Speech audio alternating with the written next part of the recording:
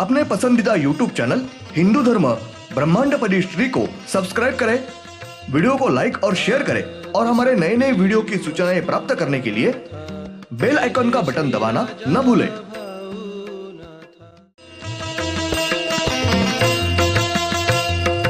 आरती सप्रेम मस्को बना था, जय जय श्री राजा भाऊनाथा। ॐ भूर्भुर्गव आदिशक्ति ब्रह्माण्डच्च दिव्यशक्ति प्राप्त्यर्थच्च परमेश्वराय नमेन गायत्रीयं कालभैरव दिव्यशक्ति नमो शिवाय। ब्रह्मांडपदी श्री सप्तशक्ती महाग्रंथ, ब्रह्मांडपदी श्री सप्तशक्ती महापंथ। सत्य हाच धर्म, जसा खवळलेला समुद्र, जसा पूर्ण आकाश, जसा सूर्य, तसा मी। शिवोहम। पिछले यानी भाग 137 में हमने देखा, उसके बाद श्री पुरुष मानव और श्री स्त्री मानव इन दोनों ने वहाँ के पृथ्वी के ऊपर पर्वत पर शुद्ध मराठी या संस्कृत भाषा में बोलते हुए दूसरी अलग भाषा में दोनों ने ही कुछ वेद और मंत्र बोले हैं। श्री वेद और मंत्र बोल के होने के बाद वहाँ दोनों ने भी कुछ देर ध्यानस्थ बैठे और उसके बाद उन दोनों ने तपस्या की है। उनकी तपस्या पूर्ण होने के बाद उन दोनों ने ही वहाँ बहुत देर तक तांडव नृत्य किया है। अब देखेंगे भाग 138, तारीख 15 अप्रैल 96, सोमवार। श्री पुरुष मानव और श्री स्त्री मानव इनका आनंद से तांडव नृत्य होने के बाद उन दोनों ने वापस मूल ज्योति का रूप धारण किया और वो दोनों ज्योति एक दूसरे में समा गई और दोनों ज्योति एक हुई। उस एक ज्योत ने श्री उल्लू पंछी, इस पंछी का रूप धारण किया है। श्री उल्लू पंछी ये वहां के 9 नंबर के पृथ्वी के पर्वत पर आनंद से नाचे, नृत्य किया है। उसके बाद श्री उल्लू पंछी इन्होंने शुद्ध मराठी और संस्कृत भाषा में काव्य रूप में 109 श्लोक बोले हैं। श्री उल्लू पंछी इन्होंने पहले चंद्र के तरफ मुंह करके काव्य रूप में 109 श्लोक बोले हैं। उसके बाद वही श्लोक 109 बार काव्य रूप में सूर्य के तरफ मुंह करके बोलने के बाद उस श्री उल्लू पंछी इन्होंने वापस वही श्लोक पूरब दिशा के तरफ, पश्चिम दिशा के तरफ, उत्तर दिशा के तरफ और अंत में दक्षिण दिशा के तरफ मुंह करके वही श्लोक 109 बार काव्य रूप में बोले गाए हैं। ब्रह्मांड में के हर एक पृथ्वी पर जीव सृष्टि यानी मानव, पशु, पंछी, प्राणी और अन्य सूक्ष्म जीव सृष्टि इनके मृत्यु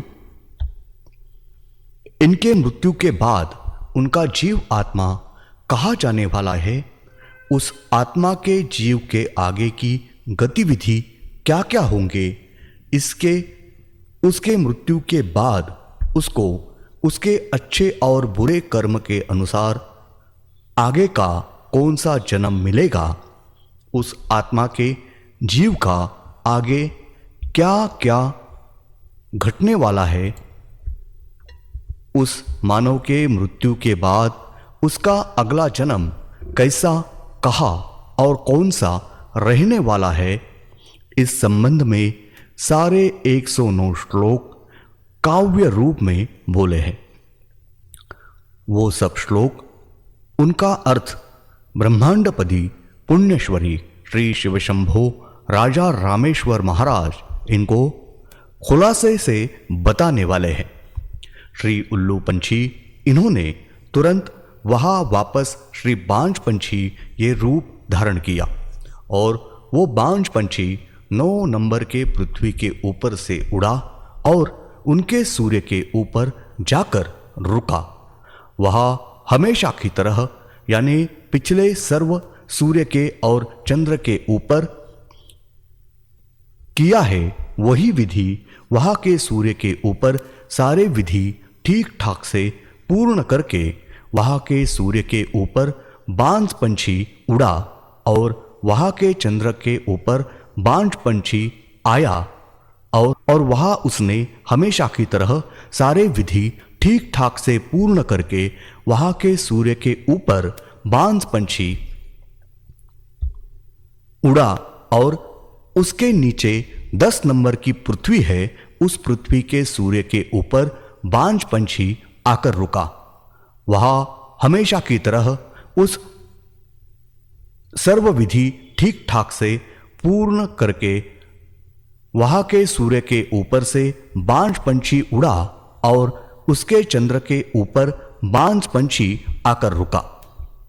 वहां के चंद्र के ऊपर हमेशा की तरह सारे विधि ठीक ठाक से पूर्ण करने के बाद वहां के चंद्र के ऊपर से बांझ पंछी उड़ा और उसके नीचे की 11 नंबर की पृथ्वी है, उस पृथ्वी के सूर्य के ऊपर बांझ पंछी आकर रुका और वहां के सूर्य के ऊपर हमेशा की तरह विधि ठीक ठाक से पूर्ण करके वहां के सूर्य के ऊपर से बांझ पंछी उड़ा और उनके चंद्र के ऊपर बांझ पंछी आकर रुका और वहां के चंद्र के ऊपर हमेशा की तरह सारे विधि पूर्ण करके श्री बांझ पंछी ये 11 नंबर पृथ्वी के चंद्र के ऊपर से बांझ पंछी उड़ा और उसके नीचे की यानी सबसे नीचे की मूल तल की 12 नंबर की पृथ्वी है, उस पृथ्वी के सूर्य के ऊपर श्री बांझ पंछी ये आकर रुका। श्री बांझ पंछी इन्होंने ऊपर संपूर्ण विधि ये पूर्ण कर रहे थे, तब उन्होंने सिर्फ एक ही बार 9 नंबर पृथ्वी पर अलग विधि किया है। श्री बांझ पंछी ये नीचे के मूल तल के 12 नंबर के पृथ्वी के सूर्य के ऊपर आकर रुकने के बाद उन्होंने मूल ज्योति का रूप धारण किया है और उस ज्योति ने श्री चिड़िया इस पंछी का रूप धारण किया है। श्री चिड़िया पंछी इन्होंने वहां के सूर्य के ऊपर कुछ वेद मंत्र और श्लोक बोले हैं। सर्व वेद मंत्र और श्लोक शुद्ध मराठी और संस्कृत भाषा में बोले हैं।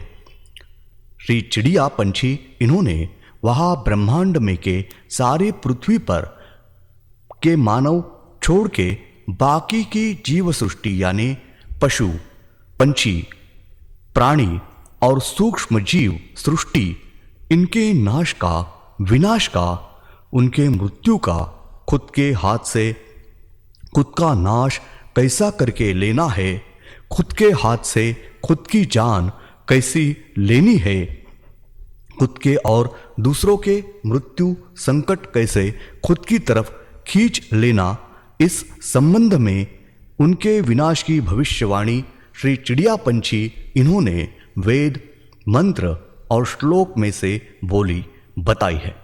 वो सब विस्तार से खुलासेवार उसका अर्थ मूल शक्ति बताने वाली है।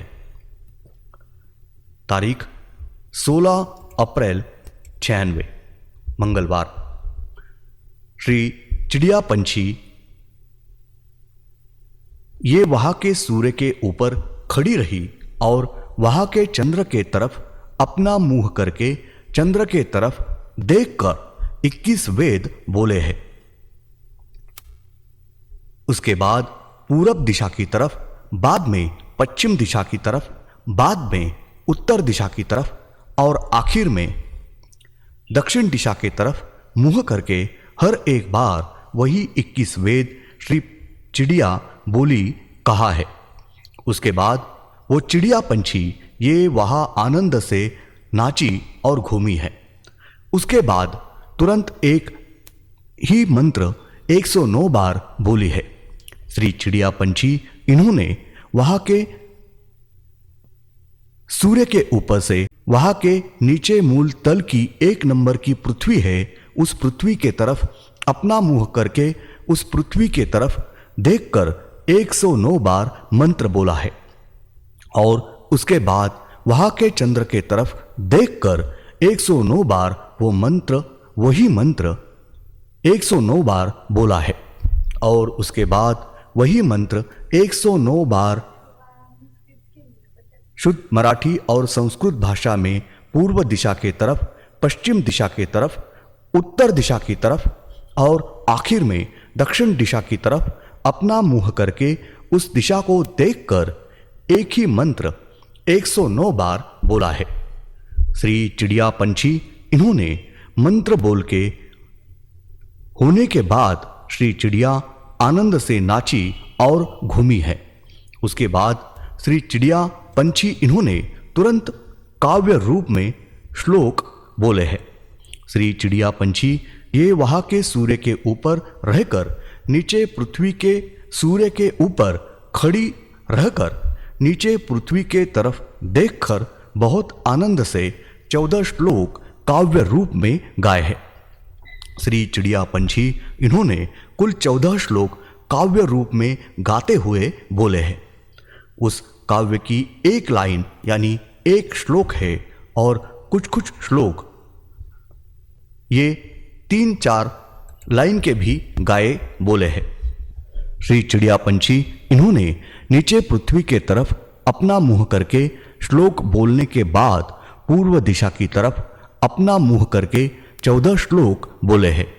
उसके बाद श्री चिड़िया पंछी इन्होंने वहां के चंद्र के तरफ अपना मुंह करके वही 14 श्लोक गाए हैं।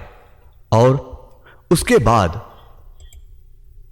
उत्तर दिशा की तरफ, बाद में पश्चिम दिशा की तरफ और आखिर में दक्षिण दिशा की तरफ यानी श्री चिड़िया पंछी इन्होंने बाएं बाजू से सब बाजू को वही श्लोक बोले गाए हैं।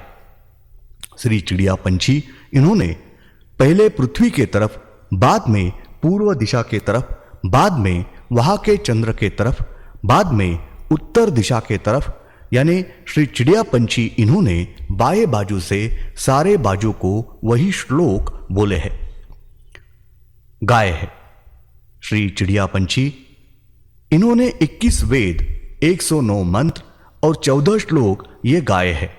वो ब्रह्मांड में के सर्व मानव, पशु, पंछी, प्राणी और अन्य सारे प्राणी, जीव सृष्टि ये सब यानी हर एक जीव ये अपने खुद का विनाश, सर्वनाश खुद का कैसे करके लेगा, ये उस वेद मंत्र और श्लोक में से श्री चिड़िया पंछी इन्होंने बताया है। और उन्होंने जिस तरह से बताया है बिल्कुल उसी तरह से ब्रह्मांड में के हर एक जीव ने अपना खुद का विनाश, सर्वनाश करके लिया है, लेने वाले और ले रहे हैं। धन्यवाद। अगले यानी भाग 139 में हम देखेंगे श्री मूल शक्ति इन्होंने जो कुछ तय किया है बिल्कुल वैसा ही सब घट रहा है, घटने वाला है। उसके आगे मानव का किसी का भी कुछ भी चलता चलेगा नहीं। श्री मूल शक्ति इन्होंने ब्रह्मांड निर्माण किया है और उनकी ही दूसरी शक्ति है ये सुचारू रूप से चलने के लिए अपने मन से कुछ नियम कायदे किए हैं। वो सब नियम कायदे किसी को भी तोड़ना आता नहीं है। जो कुछ नियम कायदे किए हैं उसके तहत सारी घटना ये घटती रहती है, उसके आगे किसी का भी कुछ भी चलता नहीं है। ओम श्रीनाथ मस्कोबानाथ श्री राजा भावनाथ प्रत्यक्ष